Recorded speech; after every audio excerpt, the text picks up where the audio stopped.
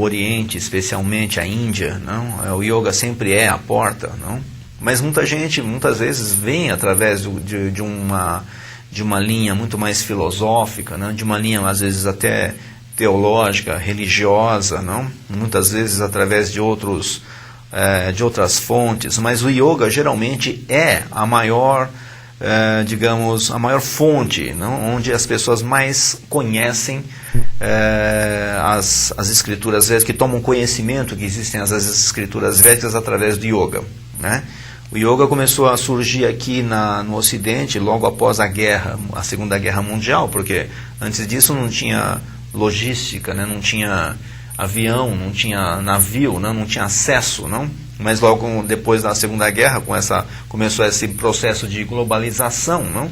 Então começou a chegar justamente os grandes mestres de yoga aqui no Ocidente, né? Especialmente no Brasil, né? Você vê aí, teve alguns mestres, o mestre Shimada e alguns outros que chegaram mais ou menos nessa época, uns 40, 50 anos atrás, né? E aí começou a ficar realmente muito popular, justamente por causa da eficiência, desses yoga asanas, não? Ou seja, dessas posturas que são praticadas no yoga, não? A eficiência no sentido de que você não precisa acreditar naquilo, não? Você não precisa realmente acreditar, porque aquilo é uma técnica, né? Uma coisa mecânica realmente, não? Então o yoga se tornou extremamente popular. Só que a complexidade das questões védicas, ela reside justamente nessas questões que tudo é em sânscrito, não? Tudo é em outras línguas, não? Então isso realmente dificulta um pouco o acesso para as pessoas que não têm absolutamente nenhum interesse em entender outras línguas, não? Então a ideia do livro era justamente tornar acessível o conhecimento, não? Usando uma linguagem menos técnica, né? E desmistificar, não? Porque obviamente existem pessoas que digamos que precisam manter, não, a coisa do yoga muito mais, digamos, seletivo, né? Para um grupo mais seleto, né? Um grupo, porque de toda forma o yoga é uma ciência que ela visa justamente o controle da sua mente, né? Ou você ter um bem-estar físico, mental, emocional, muito mais equilíbrio na sua vida, não? Então aprender bons hábitos, né? Enfim, melhorar como ser humano, não? Então, normalmente a astrologia védica é procurada muito mais por esses grupos, não? Por pessoas que já estão num processo de aperfeiçoamento, num processo de melhorar a si próprio, se desenvolver como ser humano, né? O que a gente vê muito é o pessoal aí, digamos assim, mistificando a astrologia como uma ciência assim genérica, né? E a gente fica sabendo depois que tem contato com você que a astrologia védica, sem querer fazer comparações ou desmerecer uma ou merecer a outra, ela difere um pouco da astrologia ocidental. Ela, inclusive, os signos podem alterar, é uma maneira diferente de abordar. No que você acha, assim, digamos assim, que a astrologia védica, assim, na precisão de resultados, ela, digamos assim, ela consegue dar as respostas de uma maneira mais clara? Como é que é essa questão? Bom, Amir, primeira coisa que nós temos que observar é o seguinte: obviamente que a ciência, né, a astrologia védica, nós vamos chamar de Jyoti, né? A Jyoti é um nome em sânscrito da astrologia védica. A palavra Jyoti quer dizer a luz suprema, a luz que ilumina o universo, a luz, a ciência que estuda a luz que emana dos planetas, dos corpos celestes e das constelações, né? Obviamente que a posição matemática, astronômica dos planetas, ela vai ser bastante diferente da astrologia ocidental, né? Nós temos que também entender que a astrologia ocidental, ela é uma coisa, nós vamos chamar de contemporânea, né? Surgiu depois de Cristo, né? Cristo depois de Cristo, 70 anos depois de Cristo, é que vem Ptolomeu, esse grande astrólogo que trouxe o conhecimento, que criou, na verdade, o pai da astrologia ocidental é Ptolomeu.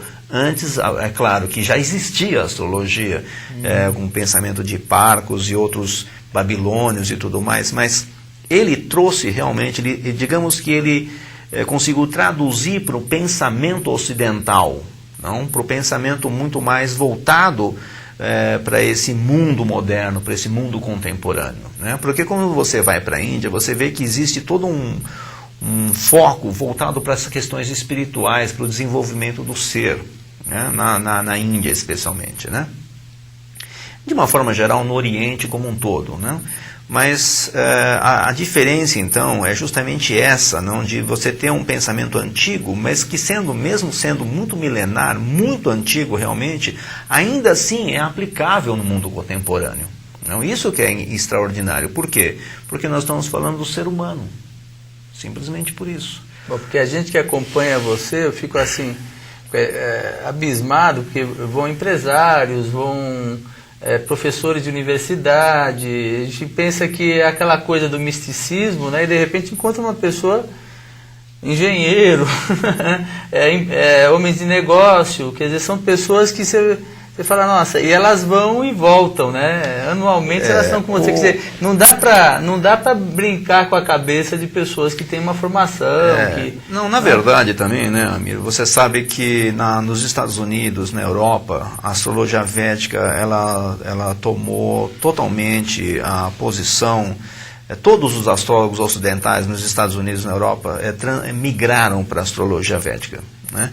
Não só por causa da precisão, né? Porque realmente a precisão é impressionante no sentido de que quando eu faço um mapa, eu sei que aconteceu isso com 1 ano, com 2 anos aconteceu isso, com 3, 5, a sua mãe era assim, 7 anos aconteceu isso, 11 anos aconteceu isso, você estudou isso, 12 anos aconteceu isso, 15 aconteceu aquilo, 18, você está acontecendo isso e provavelmente irá acontecer aquilo.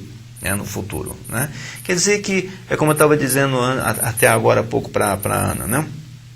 A partir do momento em que você conhece a estrutura psicoemocional de uma pessoa, a partir do momento em que você conhece a mente de uma pessoa, como funciona a mente, como funcionam as emoções, como funciona o intelecto dessa pessoa, a pessoa se torna muito previsível. Né? Perfeito. Agora, esse conhecimento, não, você conhecer a si próprio, de uma forma como... Ou seja, você sai de você e você vê você. Né? Porque enquanto você está com o seu eu, com a sua mente, você não consegue enxergar a si próprio. Não? É uma coisa muito difícil. Não? E o mapa ele te dá todos os níveis de consciência. Não? Ele te dá como você se relaciona com essa manifestação do mundo. Como você se relaciona com as pessoas. Como você pensa. O que você sente. Né? E o que você estava fazendo em vidas passadas e o que você veio fazer nessa vida aqui. Que eles chamam de Dharma. Exatamente. O Dharma é o dever. Tudo que é criado tem uma função. Não? E o objetivo do mapa é, entre outras coisas, justamente determinar o Dharma. Né? Por quê? O Dharma é justamente aquilo que faz você se sentir bem, é aquilo que faz você se sentir totalmente pleno.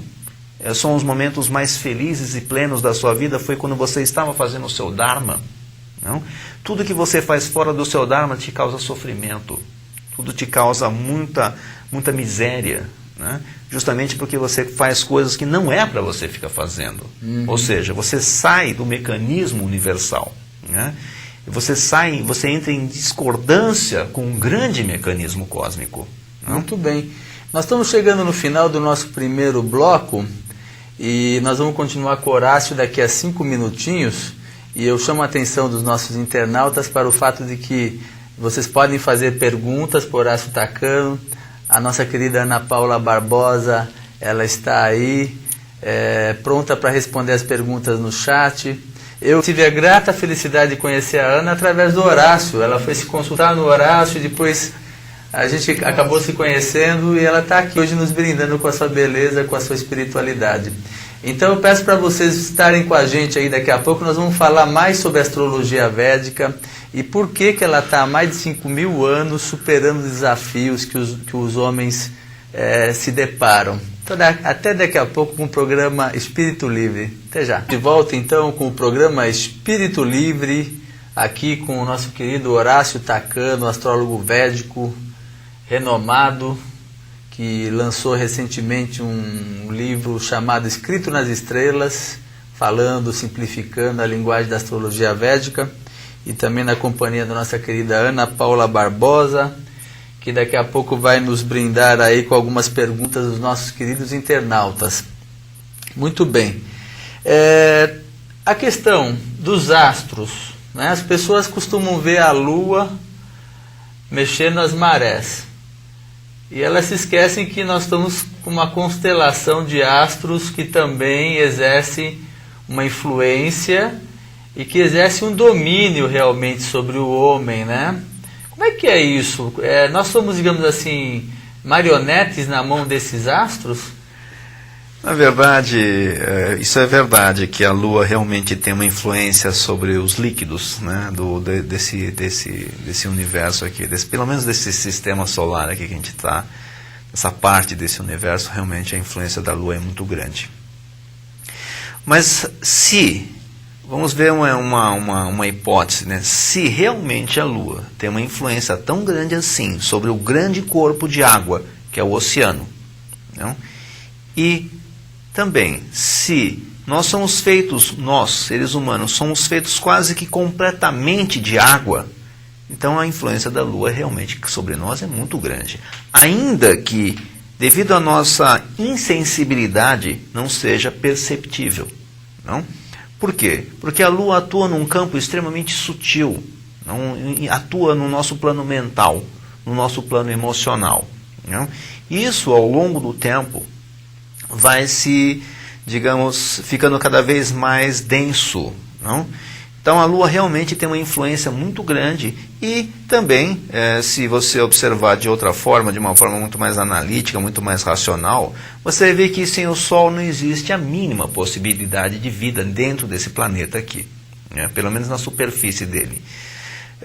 E o Sol, a Lua são realmente muito potentes, não? Porque eles estão mais visíveis, não? Então nossa relação com esses astros, eles são realmente muito grande, né?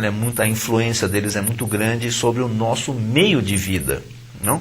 Mas a mesma coisa vai acontecer também com outros planetas como Marte, Mercúrio, Vênus, Saturno e outros planetas, muitos planetas não visíveis até, muitos planetas que não podem ser vistos a olho nu, mas são extremamente potentes, porque simplesmente eles não são feitos de uma matéria física, não? Mas eles são extremamente potentes, não? E também a influência dessas constelações zodiacais, além de outras constelações também, que nós chamamos de nakshatras, não? Então a influência delas e a inter-relação